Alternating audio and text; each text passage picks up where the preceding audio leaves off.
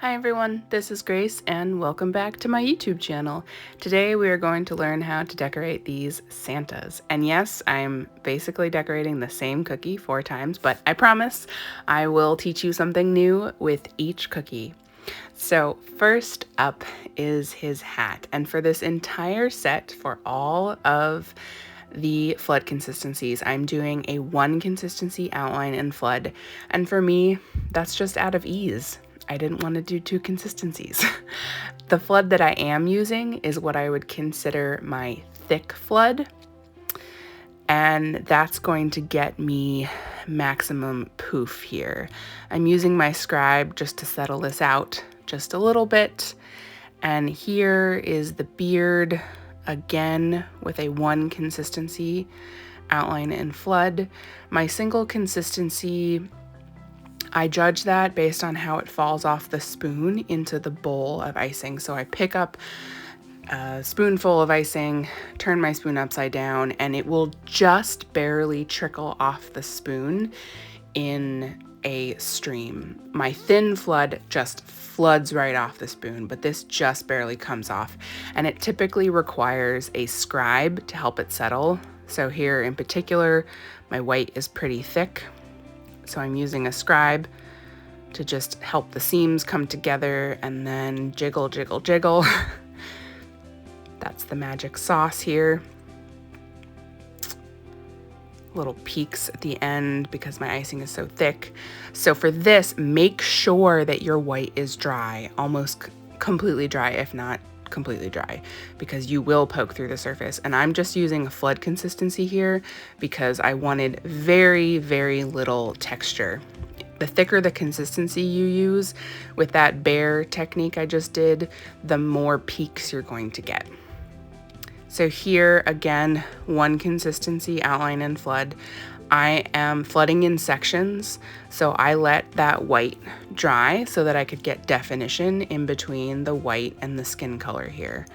Same thing with that red. I am doing this cookie in a very intentional order because of the sprinkles that I'm using on his hat. Now, some people like to do the sprinkles first and then flood next to the sprinkles. I just don't think that it's a very clean look, so I prefer to do sprinkles last. This here is actually somewhere between a medium and a stiff peak, and I was honestly just doing this out of ease. I find if you use flood consistency and then apply sprinkles, it doesn't hold the shape of the surface quite as well. The sprinkles tend to weigh it down. So I wanted to use the thicker consistency. It was just easier for me. But that meant that I had to apply sprinkles really fast. So I could only do about 2 cookies at a time before it would start to crust. And I'm just using my paintbrush here to kind of brush away the extra bits of sprinkles. And again, this is my same consistency that I used on the hat. So somewhere between a medium and a stiff peak, but definitely closer to a stiff because you can still see the definition in the icing as I'm piping it here. And I'm doing this little white dot to help prevent craters, which I will talk about later. This is the same icing as the rest of the face. Now again, super important to let that face dry before using this edible pen because this pen in particular will poke straight through, and I did it on a few because I didn't let the icing dry enough, alas. So something else to talk about would be the poof, as I like to call it, or the dimension and the crater-free icing here. A lot of questions about how I achieve that. And for me, there are a few different things that I've done. So first and foremost, it's important to use the thickest consistency possible. So especially this hat here got a nice amount of poof on it, and that's because I'm using a pretty thick flood. The second thing I do is I do use a dehydrator now. I didn't used to when I started, but I bought a dehydrator, I want to say about a year ago, and it's been a life changer. I will pop the cookies into the dehydrator for about 15 minutes as soon as I can. So maybe 4 to 6 cookies at a time on whatever it is that I am flooding. Now, what does a dehydrator do to help? It's a great question. So cratering is when the weight of the meringue powder and the powdered sugar pulls the liquid down as it starts to dry. And all royal icing does crater. It just is more pronounced on a smaller surface. So when you're flooding a larger surface, you're not going to see that slight crater in the center, but on a smaller section like the red of that hat, you would definitely see that indentation. So when you use a dehydrator, it is circling air and it speeds up the drying process. So a dehydrator will crust that top layer a lot sooner than it would naturally. And the faster you can get that top layer to crust, the better guarantee that it's not going to be pulled down by the weight of that powdered sugar. And then the second thing that I do here is on that nose that you'll see me do in a minute again, I'm using that dot of icing in the middle as a way to help reinforce the flood icing. So it's a thicker consistency that I'm doing. In this case, it's between a medium and a soft peak, or excuse me, a medium and a stiff peak. You want to use some form of a piping consistency if you're going to use that technique. And it just means that you're putting this thinner icing on top of something thicker. So that thicker icing is going to hold up better. It's just like a stronger foundation, basically, of your building. And that is another thing you can do to help prevent craters. This mustache here, most people do this mustache in a flooding technique. Like they will outline and then they will flood it. Personally, I just wanted to do something easier, and that's why I decided to just do a thick piping consistency. And I really like the look because he has a nice amount of texture to his mustache, and if y'all know me, I love me some texture. So if you would prefer to do the mustache and the nose in that more traditional flood technique, I would recommend doing it as a royal icing transfer. Royal icing transfer is when you print out the actual image that you need to pipe on a piece of paper, and normally it's a bunch of small shapes of the same, and then you put a food grade cellophane bag on top of it, and then you trace those shapes onto the cellophane bag, and you dry the piped shapes and then peel them off the cellophane transfer, and then just glue them on basically with some royal icing to your cookie. And a lot of people do that with this nose and this mustache in particular, largely to prevent craters, because something about doing transfers on top of a cellophane bag almost never results in craters. Not sure why. And it's also just easier than having to eye it like I did. It's a little nerve-wracking to eye the mustache and the nose. Speaking of eyeing, as you can see in this set, I've done the entire set by freehand. And that just means that I am eyeing where the hat goes, where the beard goes, where the face goes. And in hindsight, what I might have done is actually trace at least the shape of the face with an edible marker. And if you have a projector, that's even easier to do. Often with a cookie cutter, the shop will have a picture of the cutter with the intended design. And the Sweet Design Shop does have a picture of this cutter with the intended shape and outline of the Santa. So you can use your projector to project the shape onto the cookies and just use an edible marker to trace those shapes.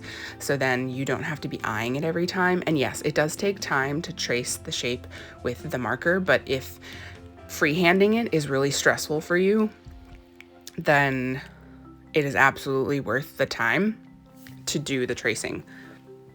And in the end, I did kind of like the effect of freehanding these Santas, because then they all look a little different, and that's the beauty of it, right? We're all different. We all have different size shapes and noses and eyes, and so it adds to the effect, right? Here, sprinkles, I like to do sprinkles on top of a bowl, and I like to pour it with a spoon. A lot of people have asked, why don't you just press it into the sprinkles?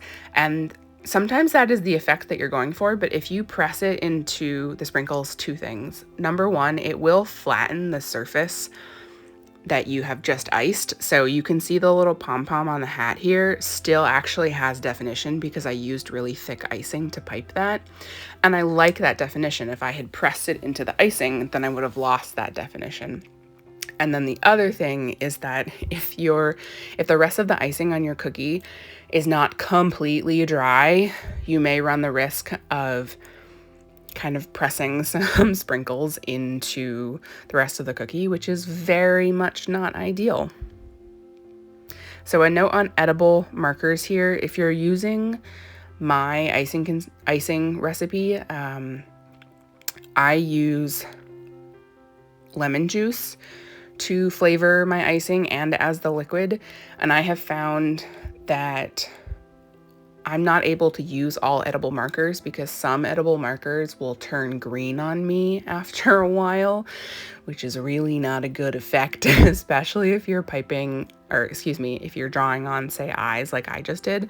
So I really like that brand, Tweets Cookie Connection. I will link that in the description of this video. That's my favorite fine point pen. I like Americolor for a thicker tip.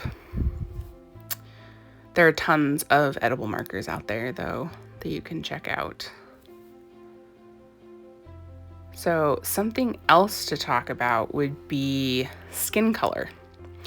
And I've gotten a lot of questions about how did I color the skin, because tinting skin color with icing is really hard to get it right.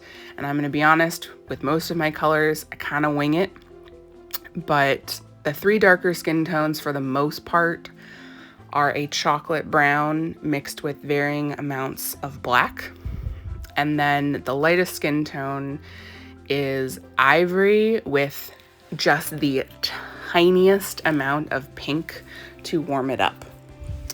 The red here, which is also a pretty stunning red, is the Sugar Art Master Elite Red Rose, for the most part, with just a touch of the burgundy. The Red Rose is a really, really bright red, and I wanted a little more depth to my red, so I added some of their burgundy. And if you haven't checked out the Sugar Art Master Elites, they are a highly pigmented powder and absolute must for red and black. Red and black icing is super easy to oversaturate with color, and when you do that, it will not only taste yucky, but also sometimes it can affect how the icing dries, and it will dry kind of crumbly instead of nice and smooth and flat like you want it to. Something else, another tip for skin tones, is the Sprinkle Factory has an excellent guide on, I don't know, something like 20 different skin tones. It's amazing. I will also link that in the description of this video.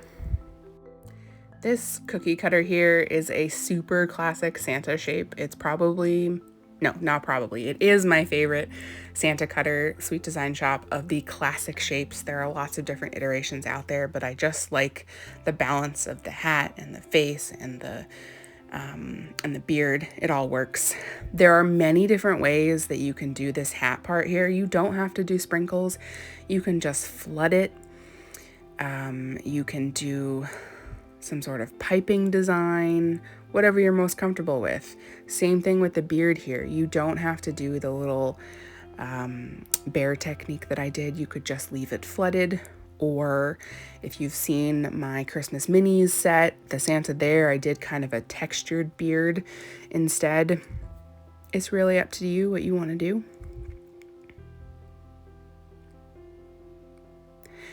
Another important thing with colors, not to forget, make sure you let them develop And that means that you let them sit out for a few hours, 6 hours, overnight, because colors will always develop with more time. And especially with skin colors, it can get too dark very easily. So color it a shade lighter than you want, let it develop for a bit, see where it is. So that is the entire Santa set. 4 different skin tones, just a start to add some diversity to our Santas. But I hope you had fun watching this. I hope you have fun making them. And Merry Christmas.